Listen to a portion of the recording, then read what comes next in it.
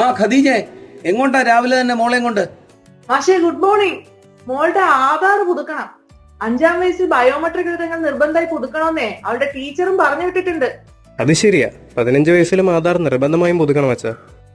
അപ്പോഴേ നിന്റെയും ആധാർ പുതുക്കാൻ സമയമായല്ലോ. ഇപ്പോൾ 5 വയസ്സ് മുതൽ 17 വയസ്സ് വരെ നിർബന്ധിത ബയോമെട്രിക് പുതുക്കൽ ഫ്രീ ആയിട്ട് ചെയ്യാം. ആണോ? നിങ്ങൾ എവിടെയാ ഇത് പുതുക്കാൻ പോകുന്നത്? ഞാനിപ്പോ ഇവിടെ അക്ഷയ സെന്ററിലാണ് മാഷേ പോകുന്നത്.